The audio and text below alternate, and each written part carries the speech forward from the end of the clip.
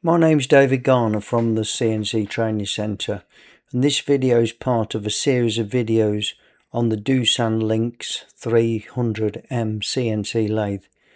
This is a machine with a single turret and a tailstock. It's a 12 station turret with driven tools that gives it milling and drilling capabilities. Has no Y-axis. It has a rotary C-axis, and the control is a Fanuc I Series Plus.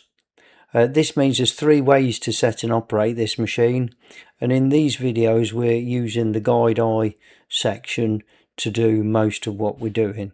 When you have a CNC lathe with a C-axis, it's actually the main spindle that actually connects up and then becomes this rotary axis. So once we connect that spindle up, it becomes that C-axis, and we can program it in angles, so even fractions of an angle.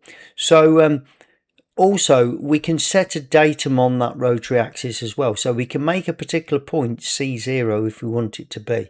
We call this a C-axis, so, and it's C180 would be an angle of 180 degrees. So what we're going to do in this video is going to move it round to a specific position and make that 0.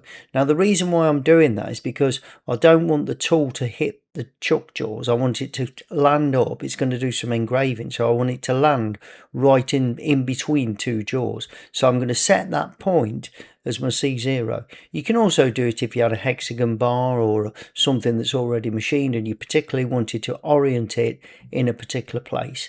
But for most things you probably wouldn't need to do that, because you just add the mill in after you've turned it. Go into your manual mode, so you want to be in jog. Yeah. And then engage.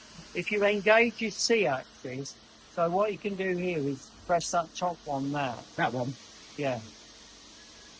Which means we've got the C-axis and not the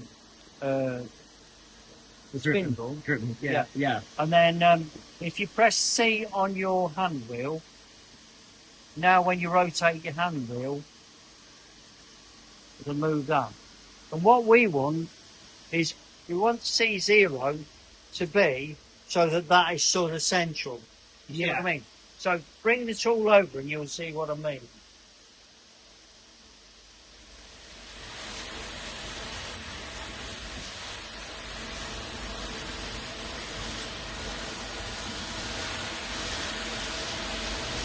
And then all we're going to do is just spin that around a bit so that it looks reasonably central to that tool.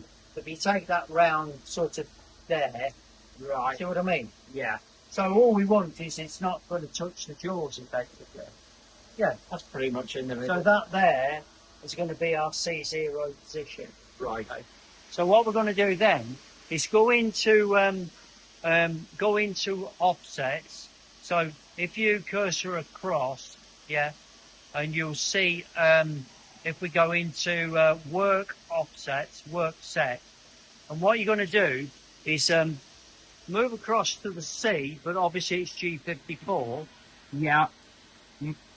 Across to the C, and then you're just going to say measure, and all you're going to do is put in 0, input. Now that's set 35.9 degrees at 0. Yeah. So when that calls that out to 0, that's where it will be. Yeah. So you'll know that your tool won't hit the... Yeah. And that's the main use for that, setting the offset. Yeah. And for everything else, it doesn't really matter. No. But obviously, if you've got engraving on the front as well, and you wanted them to be relative to one another, Yeah. then obviously you need that.